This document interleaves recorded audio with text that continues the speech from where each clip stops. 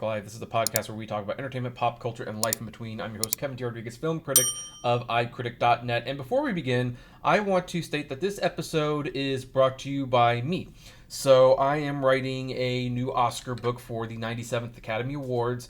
Like previous books, it's a review of every movie that got an Oscar nomination, as well as any editorials that are related to the Oscars this year. Spoiler alert, there's going to be several about Emilia Perez. And it is available on Kickstarter, so I'm going to include that link in the description of all the podcasts until the Kickstarter comes to an end. The book is going to be released digitally in ebook format, one way or the other. However, if you want to contribute to a physical copy being made, this is where the Kickstarter is coming in, because as much as we love physical media here, one of the undeniable truths is that it does cost money, and, well, you need to actually pay people to make paper and things like that, so, all that jazz. So anyway, for those of you who decide to contribute, thank you so much for doing so. It goes to support the channel and my work.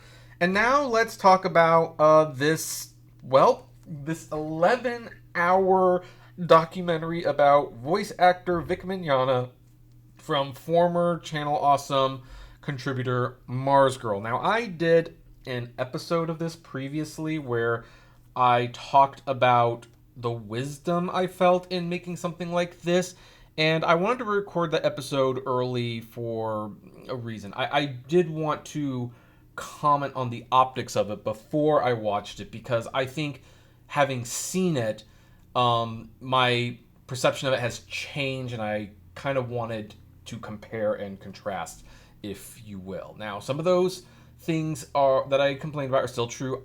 I don't think this should be 11 hours. In fact, there's probably 2 hours that could have been cut from this thing. Although, that's pretty good considering, 11 hours, you'd cut 2?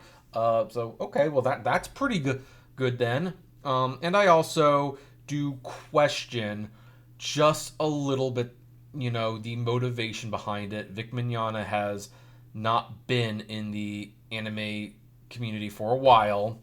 I know he's signed with a talent agency recently in the UK. I don't know if that's anime productions. It's probably just acting. He doesn't seem to really do much other than his daily victories. And that is kind of, he's always done these Bible verse things and yada, yada, yada, but these are especially cringeworthy. And of course, I knew it would take at least a week to watch this thing, because I am not sitting down for 11 hours straight to watch this, no matter how compelling it may or may not be. Although I will state that at one point I watched it for a little over 4 hours, so it's definitely captivating from a filmmaking perspective. I will state that. And I'm also going to state that, MarzGurl, if you're listening to this, I hope you give me till the end of the podcast before turning off, because, yes, I'm going to be a little critical on certain aspects, because I am kind of on the outside in. Yes, I'm part of the anime community, but I am definitely a give everyone their day in court. There are issues with this video that I see, but for what it's worth, there are also a lot of really good things about the video as well. And if I wasn't going to do a sequel to my last podcast before, now I'm definitely going to do it, because it's one of our most downloaded podcast episode. And I want to assure everyone that no, we're not going to be making a bunch of Vic Mignogna podcasts just to capitalize on this drama. This is a unique situation. If there is real legitimate news, then yes, I'll bring him up again. But like MarzGurl, I'm kind of hoping this is the last I have to talk about it, unless there's something more substantial that comes up. So anyway, for those of you who are not aware of what the video is called, it's called The Entire sorry, I stutter sometimes. It's called The Entire Vic Mignogna Story, The Face of Anime's Dumbest Cultural War. I don't think that's a good title, for the record. I think that's, as my mom would say, those are fighting words. Those are fighting words, and you're going to push a lot of people off from the get-go. Now, granted, I know that's kind of hard to do because it is MarzGurl, and her name is Mud for a lot of the I Stand With Vic people, which is a shame, because I honestly think they probably are the ones that should be watching this the most. But I'm going to tell you what I don't like. I mean, aside from the length, I don't like how petty it becomes, especially near the end. Like, during the last 3 hours, that was probably the toughest of the whole thing to watch, because she was bringing up things that I don't think mattered that much.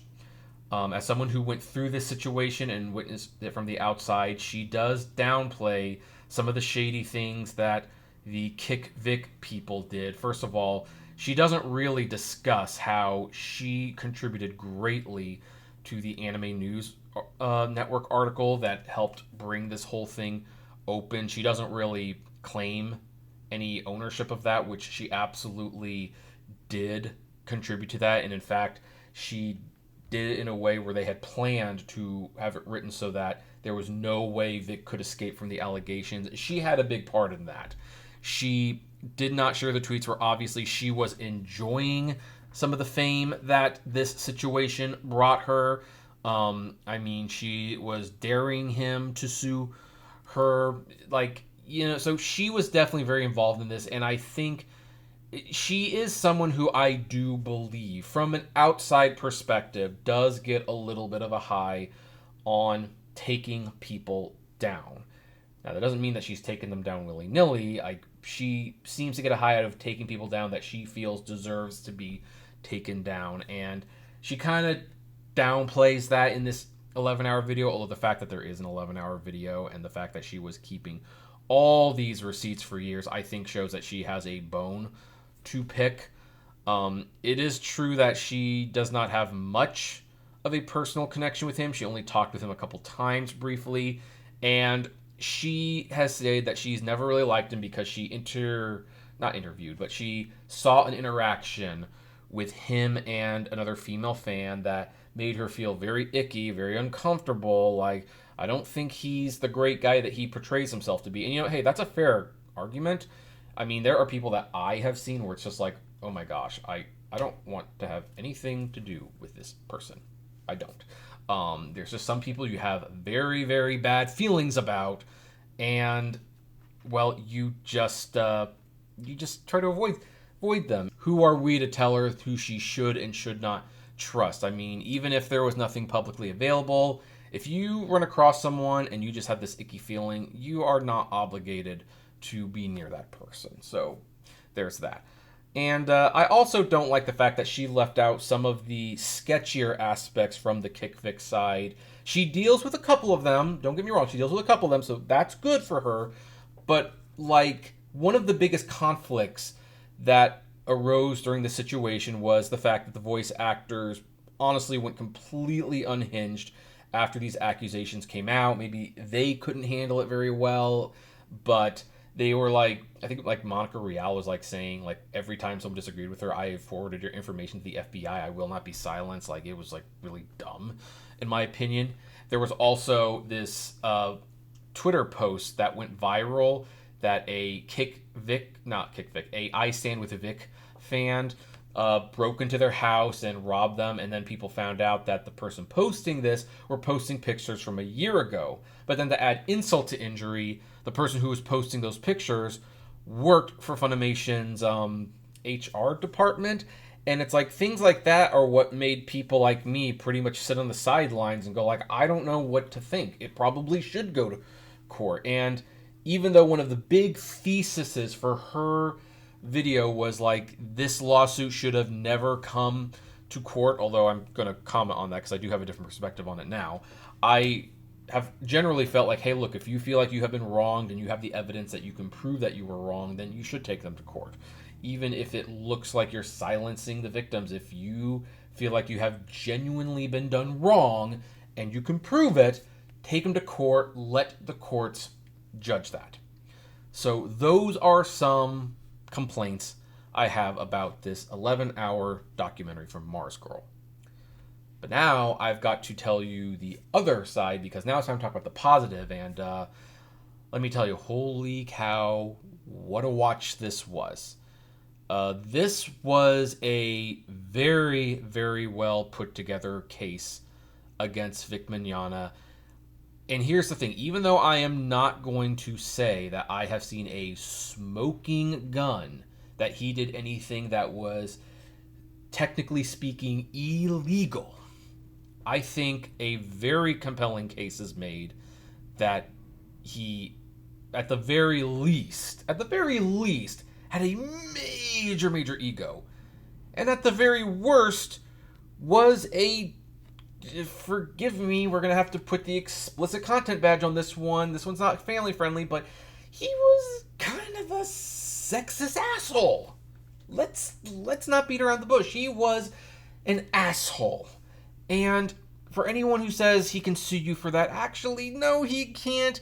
That's why the Penn and Teller bullshit show had all the bad language, because when you called someone an asshole or a mother effer, I'm still not going to say that in full, then you are stating an opinion, not a fact. So it is my opinion that after having watched this, he is an asshole.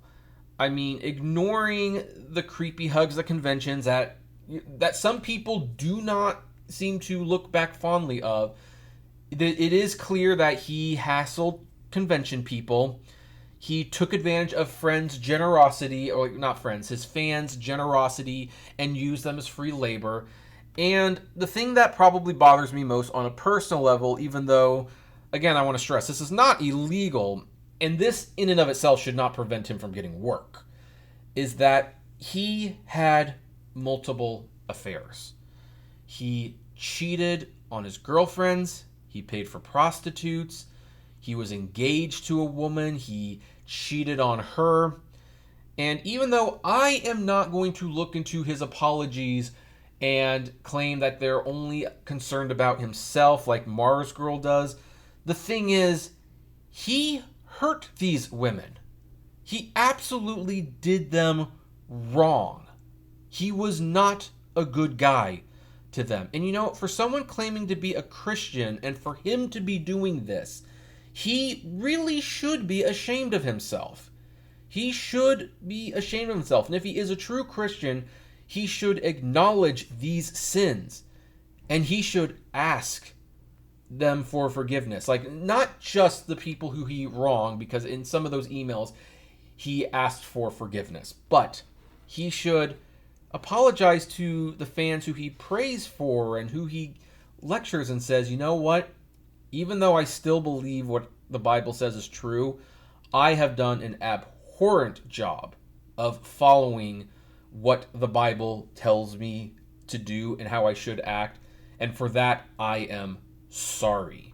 I am very sorry, and I am going to try to do better. And while I do not completely believe that MarzGurl wanted him to repent, I'm sorry, I just don't. I think she, again, I was there, I saw how she was like giddy every time there was something against him, and how she's still, even after posting these videos and saying, I'm done with this topic, still reposting creepy Vic things on Blue Sky and things like that.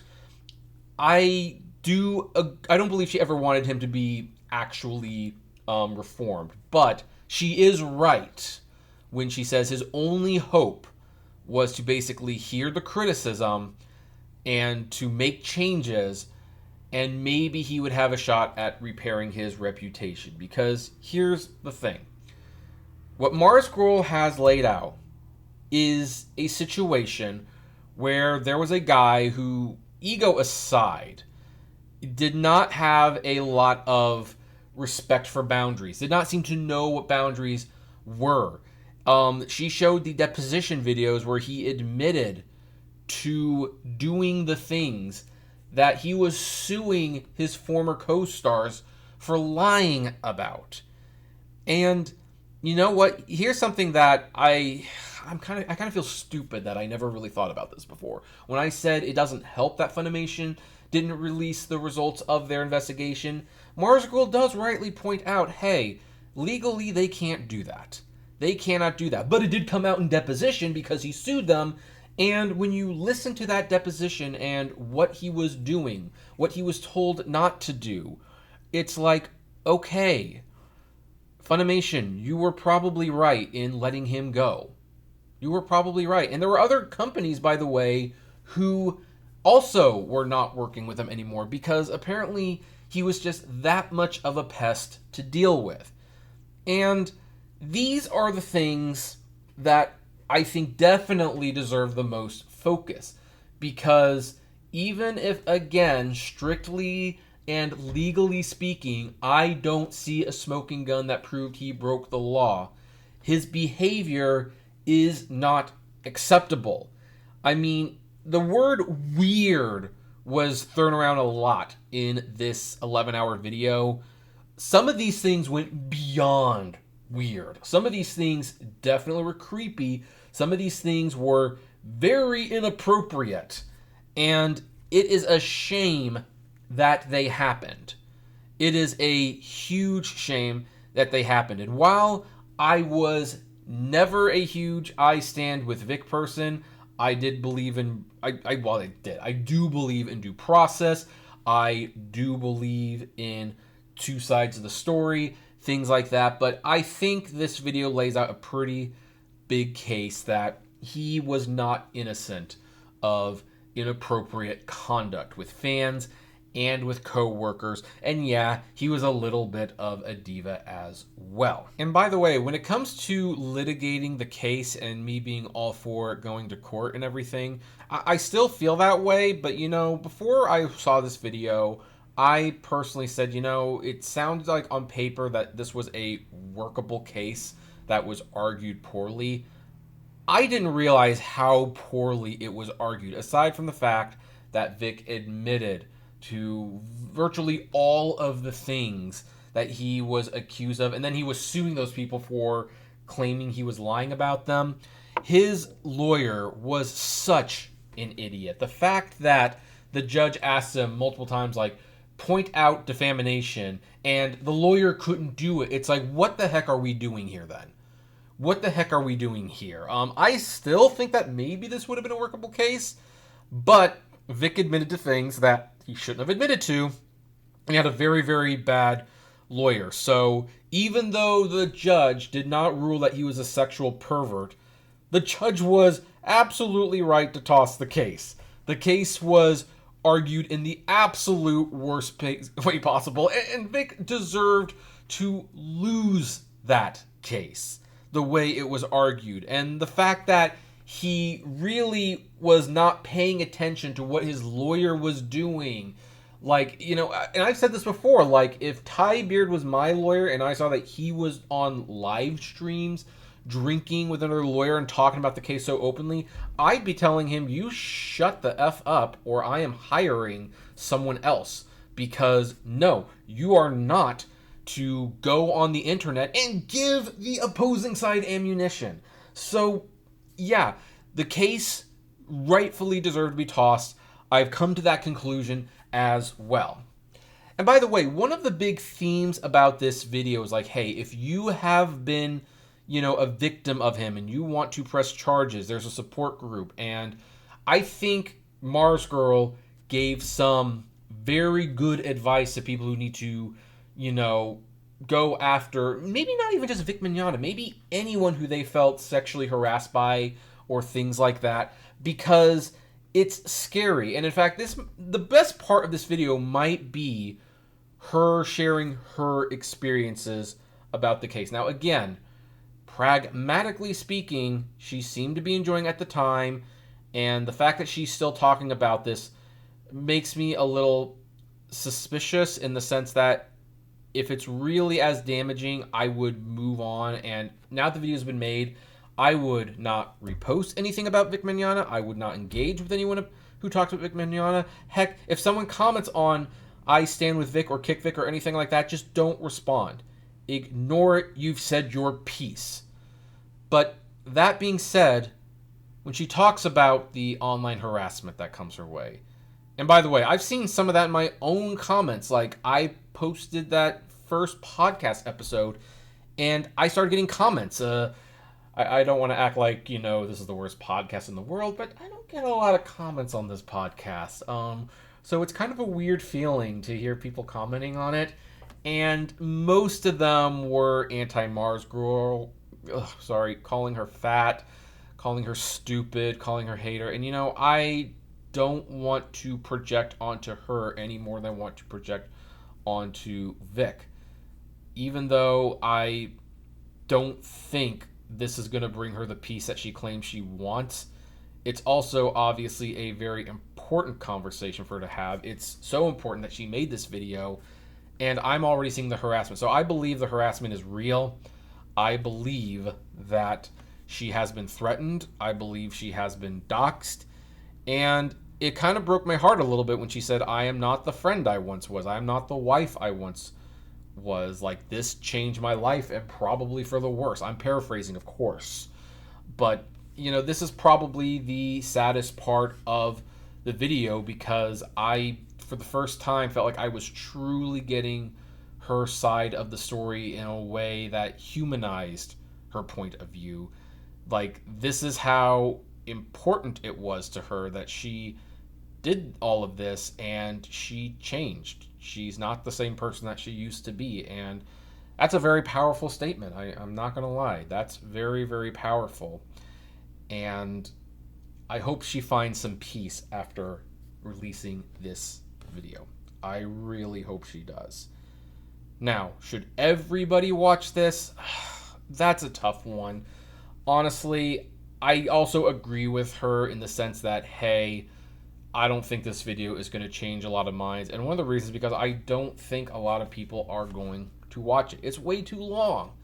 And even though 9 of those hours are justified in my opinion, I still don't know why this wasn't broken up into multiple parts. I know there's chapter selections, but it's kind of like looking at One Piece and having to start from the beginning. Yeah, once you start and you get the ball rolling, you can get through it, and it'll even become a lot of fun, and you might even wonder, why on earth did I hesitate starting the first episode? Or, personal experience for me, one of the books that I had put off reading for a very long time was War and Peace, over 2,000 pages. It's like, oh my gosh, when do I get to start? I finally was able to convince myself to read it by reading it on an ebook reader and taking away the page count, just start the book. And then I think I read it within a month, because once the length of the book was out of sight, out of mind, it was no longer a thing. I think it's the same way with this video, and in fact, if MarzGurl is listening, probably the biggest advice I would give is to split it up into multiple parts so that people can treat it like a TV show, if you will. And yeah, I know this isn't exactly entertaining, but it might be one of the only ways to convince some people to actually check it out. That's the biggest hurdle right now, is its length. So that's kind of my review of the 11-hour MarzGurl video, and my ultimate reaction is it's not perfect. As always, there's a bias in everything, regardless who's making it, so there are some things that were left out that I think were left out because they showed him in a slightly more positive light, and her side is not being completely in the noble realm of how they were doing things. But I would say overall, the receipts that she provides, and yeah, I know some people are going to say it's obsessive that she was keeping receipts for these many years. Well, keep in mind there was a lawsuit going on, and if nothing else, it might have been for self-preservation, but through the receipts that she has presented, I can confidently say Vic Mignogna has a big ego. He is not the Christian he claims to be, and he was wildly inappropriate with both fans and his partners. And I am hoping that he has turned a leaf. Apparently he got married, and this was one of the sections that I think did not need to be there. He got married to someone who's actually closer to his own age, and he does seem to be doing better. He is doing those daily Bible verse things. He has settled down. At the convention he does go to now, he gives the Keanu Reeves hug, where he kind of does the hovering arm, but he doesn't actually touch. Maybe there is some change there. Maybe he finally decided to improve his life, and I hope he did, because I don't think he is above redemption. He has to, make his own choices on that and who he wants to be. And I think everyone hopes that he does change his life. I mean, he'll probably never be back in the anime industry. This is not about his career anymore. But he should, for himself and for his wife, he should improve. And he should definitely change, and I hope he is. And I hope that this can be the end of all of this, because it's not been fun for anyone involved. But I believe that Vic Mignogna was, well, let me put it this way. I believe Funimation, Sentai Filmworks, Viz Media, I believe all these companies were in the right to no longer work with him based on the stories here. I mean, this isn't just their smoke was fired. This is like a big black cloud coming out from the ground. And I think this video puts it in a way that makes it pretty irrefutable, in my opinion. Again, I am not going to go so far as to say he has done something illegal. But morally speaking, and, you know, I do care about morals, being a Christian myself, this is not good. This is far from okay. And there does seem to be a bit of resistance, I should say, to him accepting ownership over the things he does. And even the depositions where it's like, well, I did this, but I didn't see it this way. It's like, well, it kind of doesn't matter. They did see it this way. And they had HR talk to you about it, and you did it anyway. And, you know, that's something that was eventually going to come back to bite you. And it's sad that you were like that. It's sad that you did those things. I'm talking to Vic now. And hopefully you can improve. Hopefully you can improve. You know, you're still a talented actor, still a great singer. You know, these things don't take that away. But after everything I've seen, I think some counseling and some real changing of how you walk your life is necessary. Hopefully being married and having a good wife will help lead you in that right direction. And I guess I'm going to mention the one last thing about this video that did rub me the wrong way is I don't like kind of how the reason for it coming out, in a sense, was because MarzGurl is fearful that with his new wife and on the new marriage, so that he might be propped up by the right and everything. You know what? MarzGurl, if you're listening, I'm going to tell you right now, it's over. Leave the man alone. Let other people talk about him. You probably shouldn't be online as much. If that just sounds like it would make perfect sense. Like, you do seem to get a lot of hate, and a lot of it is unjustified, and I would probably be staying off the internet after this thing. You've done what you can. Now it's time for everyone else to do their part. If you want to help victims who come forward privately, like kind of take a behind the scenes role in helping people share their stories, that is something else completely, and that sounds like a good idea, to be honest. But I think your part in this story is over, especially since he's not active in the anime community anymore. I don't think he's really doing much of anything anymore. So I definitely appreciate what you did with this video, and you should be proud of this video. It was very, very convincing. But for your own mental health, I believe you should probably move on. That's because, and I say this as someone who did have a cyberbully, whose fans did attack me when I had a YouTube channel, not this one or this podcast, but they would harass me, and it drove me crazy. And that wasn't even on half the scale, not even a quarter of the scale of what you probably faced with this Vic Mignogna situation.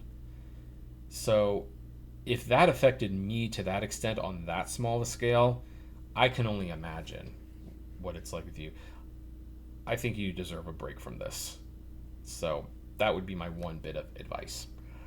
Anyway, that was not a fun episode to record, but I felt like I needed to do so. If you are listening to this podcast on a place where there are comments, I would like for you to share your comments and what you think about this, especially if you have watched the video. But please be kind to one another. We do not need for people to be so mean to one another. And if you disagree, and I do take issue with her saying like get bent and things like that if you disagree, but look, if you do disagree as respectfully as possible.